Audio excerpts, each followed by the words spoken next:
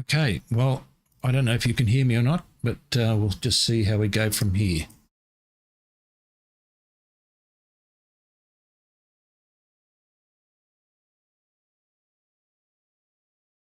Well, I'm just going to have a bit of a live stream and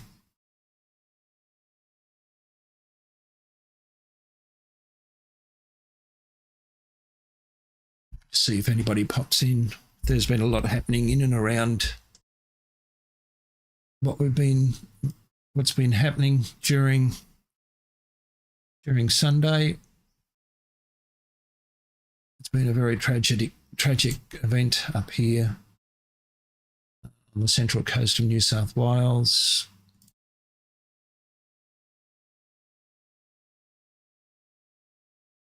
It's been a difficult time for a family who's been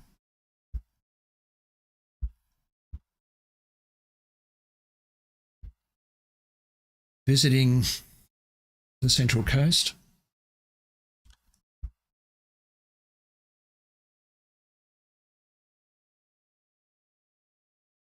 Just give me a heads up if anybody's listening at this point. I doubt it. But anyway, young boy was up here fishing with his parents or with his father up here on the Central Coast. And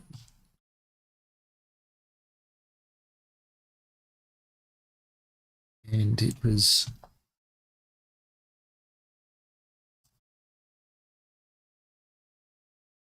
I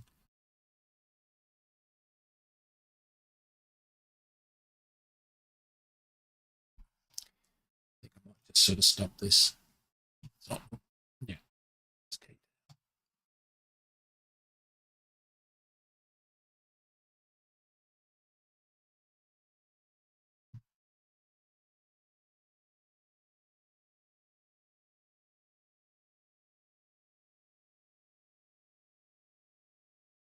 I'm in the background here. We're just going to talk about what's been happening over the last couple of days since Sunday in our little area up here. Said that there's been a young boy being lost in the channel up here at the Central Coast, the entrance at the Central Coast. His father they'd just come back from fishing. They were crossing the channel, which looks fairly benign on the surface, but in actual fact, it's not benign at all. It can be very dangerous, but only locals would probably be aware of it. And in the crossing of the channel, albeit only a very small distance back to where they wanted to go,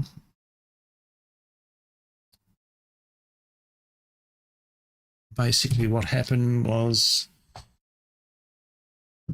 the 11-year-old boy who was with his dad got caught, was basically slipped on the sand in the channel, and the volume of water basically pulled him away from his father and basically out into open water at a pretty swift rate of knots. I first knew something was wrong because of the helicopters descending, so we went down about, 5 o'clock, and there was an all-out rescue process in play. The light was sort of fading pretty dramatically, and it was quite rough. The amount of water that was running through this narrow channel was incredibly brisk, and it was full on. And basically, he got away basically the young boy was swept away into the open water, and that's what happened. And I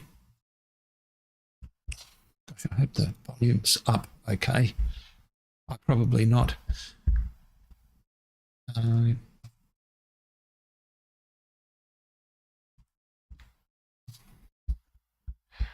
just turn that down a little bit. Anyway, and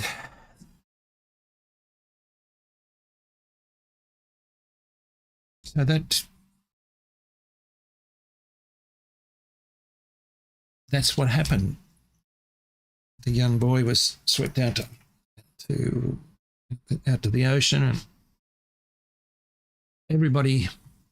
There were some attempts. The father managed to get across what the report said that he got across the channels. Two people basically held the young children, and the father went back in, but he just couldn't retrieve him.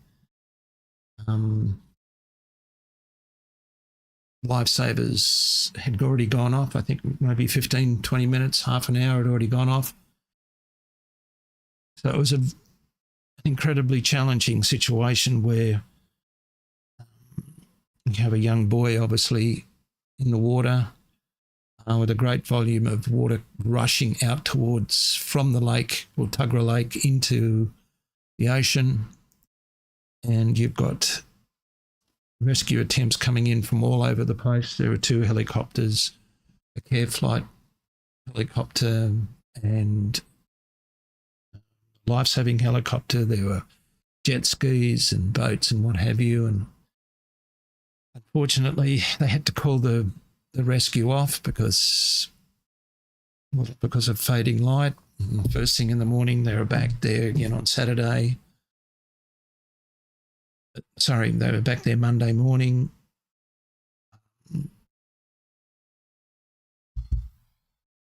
And went into Tuesday. There was an escalation of the search. Wednesday afternoon, about 2:15, someone reported that there seemed to be a young child in the water, and they went out to investigate, and they brought the body of the young child back into shore, where obviously the coroner process has begun.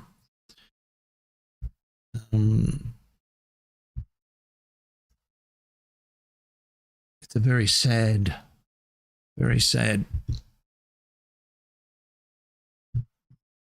process, and I tried to document it in a way that I thought was appropriate, and I thought that it might show what happened, and I did it with as much respect as I possibly could. I didn't film anybody. There's been a little vigil now set up along the broad walk of the entrance up towards the surf club, if anybody's been that way, but it's incredibly moving. There's flowers and teddy bears and toys and candles, and both members of the young boy's family, extended family, obviously have come up. The father and his supporters have been staying here, just near the beach. There are reports now that he's gone home, but there were still family members when I went down there. The little area in which flowers and what have you are being left has grown substantially, as it will, I suspect. And there's a great outpouring of love and concern and thoughts and prayers and what have you as as the community has got around, it's obviously touched the community greatly, the Central Coast community, and obviously the family of the little boy has made various statements to the press, which have been, very appreciative of what the local members of the rescue and what have you have done. The countless flotillas of boats from Port Macquarie, the Macquarie area, and all over the place have been out and about watching and looking and hoping and praying. But now there's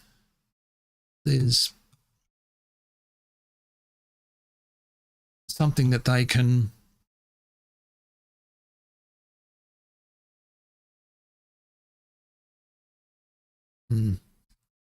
it's amazing the ignorance sometimes. It's not so much the ignorance, it's just the comments of people on various forums, how they like to. An accident is an accident. If you're not familiar with the area and you're not familiar with fast flowing water, people do make mistakes, and sometimes these mistakes are catastrophic.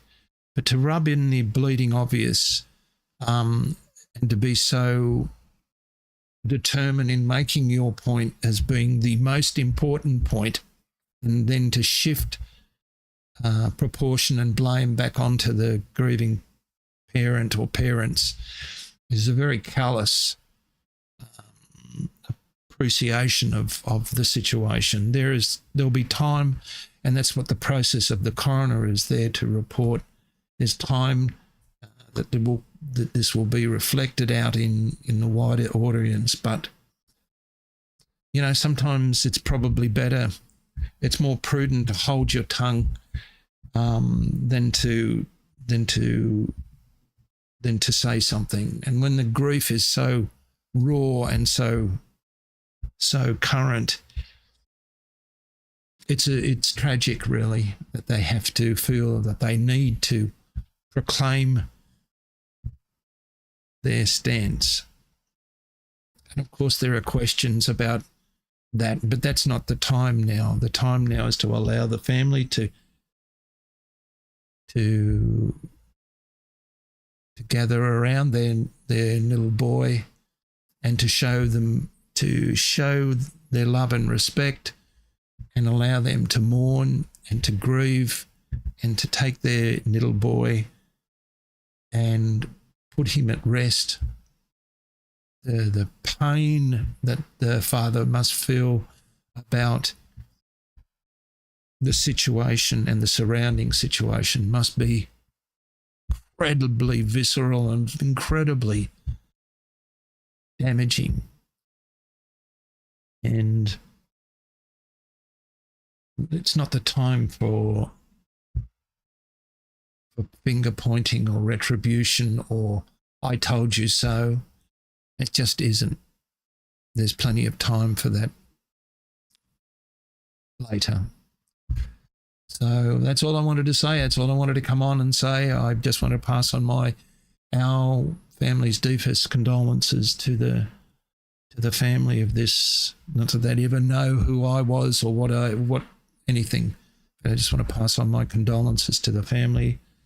I'm acutely aware of. I don't know how you begin to process that grief and loss. I've experienced loss, but thankfully I haven't experienced that loss in regards to a loved one. So from our family to this people's family, I pray that they have time together. I pray that they will remember and memorialise their beautiful little boy. I pray that the father would work its way through to him, and may I say that I pray that he would find some light and some care and love, and that he would bind himself together with his other children And as they remember him, their little boy, they do so with great fondness and care and love. And I only wish in time that smile and love will return. But at this time, I just hope and pray that he and his family and relatives are doing well. And that's all I want to say. Mohammed, I'm sorry I didn't see your comment there, mate. My apologies. No need to be sorry about anything like that. It's got nothing to do with me. I'm the least of all these things. So thanks for your time, folks, and forgive the dawdle and whatever, but I just want to remember what it is to be a father, remember what it is to be, to share the love towards your family members. Life is so fickle, and I just pray that they find some peace in this process. All right. Thank you very much for your time, folks, and all the best, everybody. Thank you for your